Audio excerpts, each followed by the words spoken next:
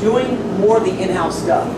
I would much rather do a latte or a cappuccino in a cup like this and make it look really pretty and dress it up, or a hot chocolate and something like this and dress it up, versus that other cup.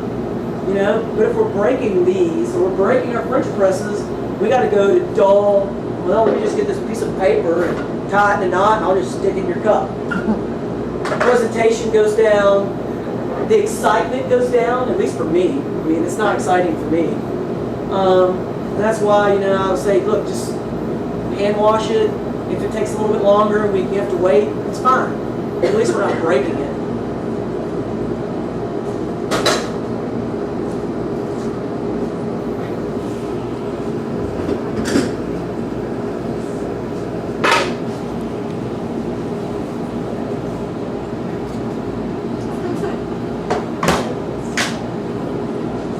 All right.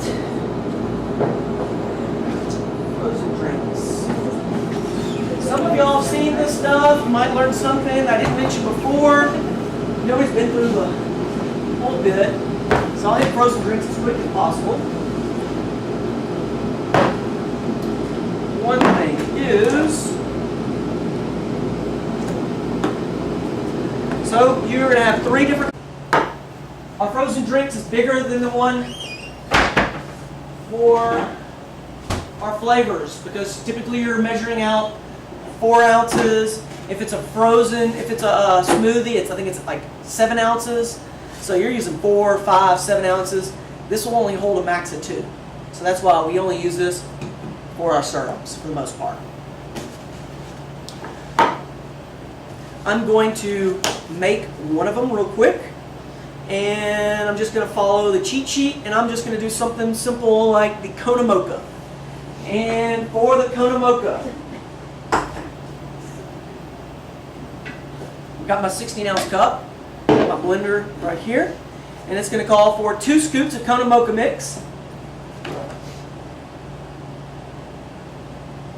1,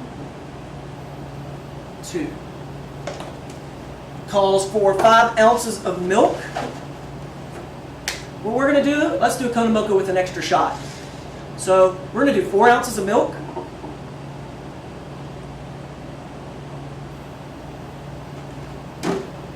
1 ounce of cold espresso, and that gets me to my 5 ounces of liquid. Okay. 16-ounce cup of ice.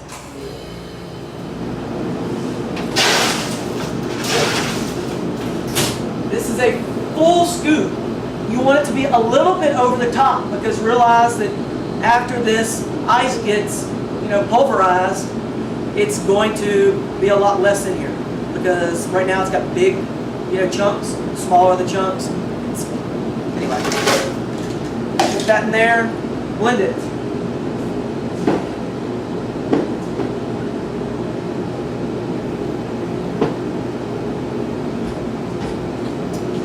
You have a pulse button, and then you have a button that you can hit that will run automatically. The one that's lit up. While this is being made, I'm going to dress up my cup. Kona Mocha, which is the mocha.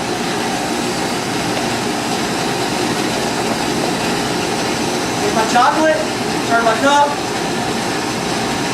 dress it up. Got my cup dressed up. I will typically, after running one time, I'm going to pulse it and see if it's got the consistency that I want. Everybody's had a smoothie, I'm pretty sure. And if you haven't, go try one. They're pretty good. But the reason why I bring that up is because who's got a smoothie before that was really icy and chunky? I have. It was terrible. I hate it. I don't like chewing. Some people like chewing ice. I don't chew ice. So that drink was terrible for me. I've also got them to where they were almost soupy, like because they were so liquidy. I thought that was terrible as well. I mean, I was like, this is not a smoothie. This is not what I'm looking for. So the consistency. And I'm looking for that when I pulse this next, because I want to make sure that it doesn't look like water just splashing around in there. I want to make sure that it looks like a good, consistent in all the ices chopped up. That looks good to me. I didn't hear any ice, big ice chunks. Also, looking at it, I can tell that it's got a good consistency. If you see a bunch of bubbles in it, like big bubbles, that's typically a sign that it's too watery. But look, the consistency, it's smooth. It's not bubbly. You know, I can shake it around a little bit. Put that guy in here. I usually have to have a spoon because some of the stuff gets kind of stuck in the bottom.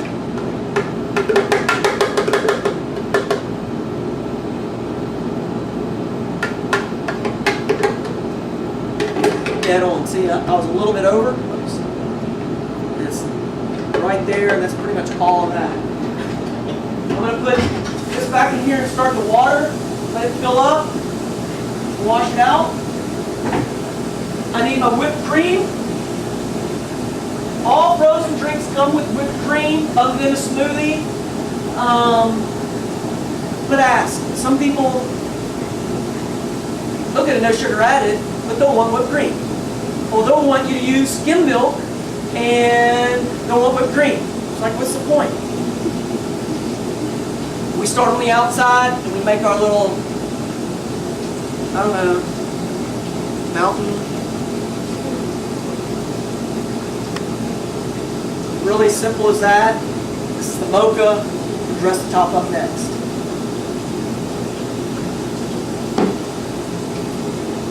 There is frozen Kona mocha with a shot of espresso. Lid, last, on top. There we go. Frozen Kona mocha, really easy. Step-by-step instructions on here. Not a difficult drink to make.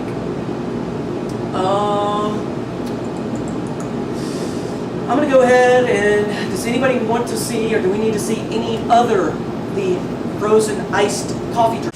Strawberry banana, strawberry, and then super fruit. With these, everything's already added to it. All I have to do is shake, measure it out, add ice, blend. That's it. First one, raise their hand, they can pick. Okay. Anna, which one? Which one? Super fruit. Super fruit. All right. So, the recipe on this one's really difficult, so y'all pay very good attention. Shake. Pour 7 ounces.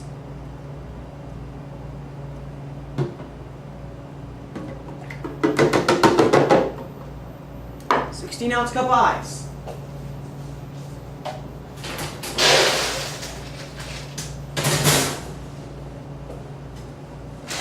And blend.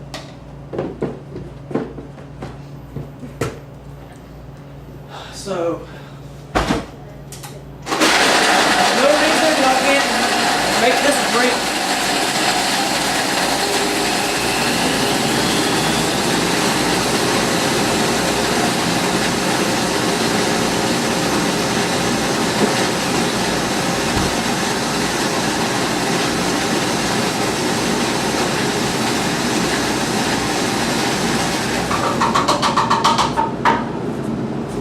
Always clean as you go, or else you're going to have a really, really messy area. It's not uncommon to have to maybe, if it's a little bit icy, to get it, maybe hit the side, shake it up a little bit, and then just blend it, or pulse it just a little bit more.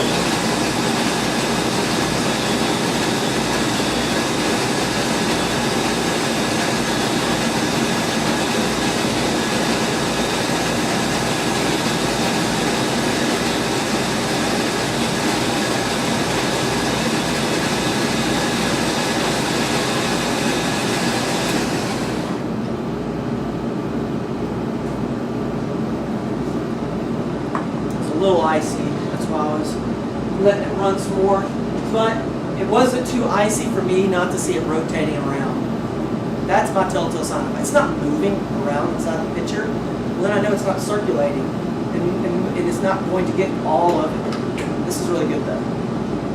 So it just took me just a little bit longer. But it's going to be the consistency that, for me, as a smoothie, what I would want.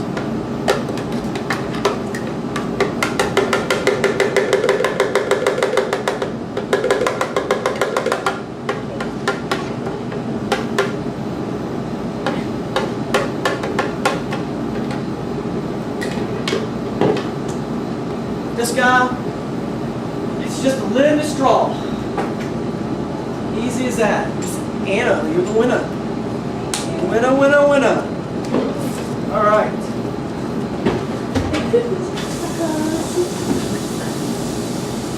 Very simple.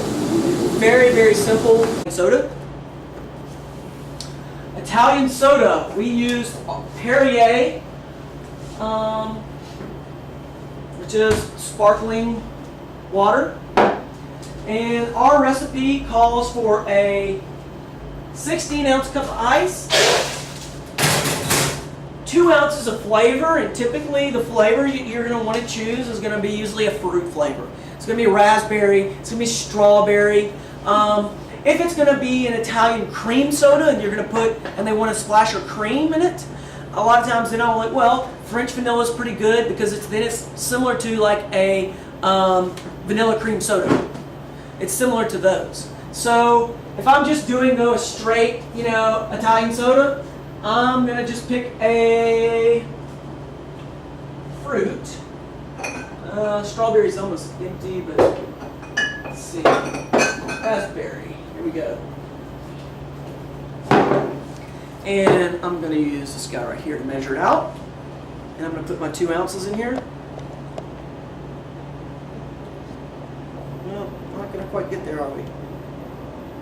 Well, this will be a mix. This will be wild berry. Somebody's getting a wild berry.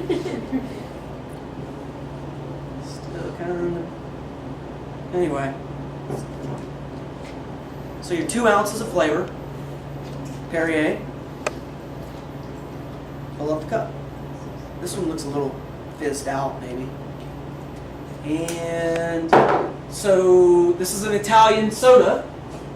And this would be an Italian cream soda if I add a splash of cream.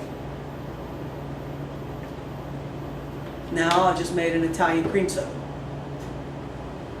Not hard. All you gotta do is be able to locate this stuff, pick out the flavor they want, 2 ounces, a cup of ice, that's it. And this, I didn't mix up the flavors, and they can. If somebody wants to get an ounce of one flavor and an ounce of another flavor, as long as the measurements, same with like I was talking about with the gelato shake, as long as it comes to the right measurement. 2 ounces of flavor, 16-ounce cup of ice, fill with your Perrier, and then if they want cream, a splash of cream at the very end. So that was Italian soda to an Italian cream soda. Iced coffee. I need skim milk for this, but an iced coffee, super easy drink to make. This is not an iced latte. This is not an iced cappuccino. This is just an iced coffee. This is not a cold brew coffee, which is totally different. This is just straight up iced coffee. 16-ounce cup of ice, 2 ounces of espresso,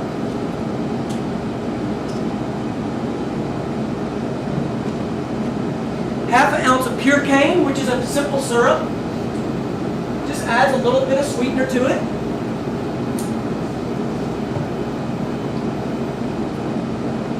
Each pump is 0.25, so 2 pumps, half ounce. And fill with skim. Reason why we use skim. Typically when people are getting iced coffees, it's hot. And you're not wanting a latte. Skim milk is watered down. So it makes it refreshing.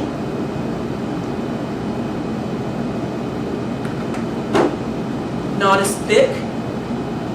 And that would be all we do for an iced coffee. Really simple. Very, very simple to do. So 2 ounces of espresso, half an ounce of pure cane, 16-ounce cup of ice, skim milk. You're done. Iced coffee. Somebody wants it. Consumed beverage in the world. Y'all know what number 1 is? Water. Coke. It's water. Yeah. Water is number 1. Coffee is number 2 in the world. Highest consumed. Why do people consume coffee? You get these customers in your store, and there are 3 different types of customers. People who come in for the physical reaction. Those are the people that give it to me. I want it now. Give me as much espresso as possible. Give me.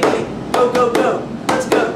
You know, energy. They want their drink. They want their espresso. If you could hook them up to an IV of caffeine, they'd probably go for it. Then you have those people that are there for the sense of community, the social interaction, the people who buy 1 cup of coffee and they stay the entire day. Those people are there to enjoy the environment. They enjoy the people that are coming in. They're not in a rush. Oh, don't worry. When you get to it, give it to me. I'm going to be just sitting over here in the corner. Those people are relaxed, and you can tell this. And then you have the people that come in for the quality, the taste, because you serve a superior product than other people around you. And those people, they want information. They want to know how you're making that drink, what you're adding to it. They're curious. They're a repeat customer a lot of times. They want to ask questions. They want to be informed. They are almost like a knowledge junkie in a way. They have a passion for it. You have those people that come into your store and they'll be like, something might be off with the espresso today, or something might be off. And a lot of times, those people can be correct. I've had customers tell me, your coffee's cold. I just brewed it. I know it's not cold. No, your coffee's cold. I know it's not cold. Went out there, checked it. It was cold. And it wasn't cold because it sat out too long. It was cold because my brewer broke down. I didn't realize it. And at some point, it started brewing cold. So they were right. They drink it enough. They were like, nah, it's not right. I had other customers come in and say, your coffee just tastes really off. Your coffee really just tastes off. It's really weak. It's really this, whatever. Investigating, I find somebody changed the grinder to where it was like a really coarse grind. Therefore, it's going to be a lot weaker of coffee. And I think somebody changed it so because we were going to do a French press, but they didn't change it back. So it's one of those things. Customer says something, they make a point. Go try it. Go test it yourself. I do get a lot of times customers tell me that the coffee's cold, and I'll go and I'll fill up a cup of coffee and there'll be steam just pouring out of it. This son of a gun is not cold. A lot of times what that is, the customer is just taking a sip of it. Or a customer fills half of their cup with cream and the other half with hot coffee. Well, I'm sorry, it's cold cream. It's going to drop the temperature of your coffee. What I would suggest, if you're going to do that, buy a cafe au lait. Because then I'll steam you hot milk that you can put into your hot coffee, and then the temperature won't drop. Cost you a little bit more, but I'm offered a solution. Anyway, point is, sometimes customers are right. Sometimes you need to go out there and you should investigate because they can be right. Sometimes they're not. So go investigate and see what they're saying. It could be true. Like I said, I've run across it multiple times to where I was like, there's no way that that's the case. And it was the case, to come to find out, for one reason or another. Enemies of coffee. You start with crap, you end with crap.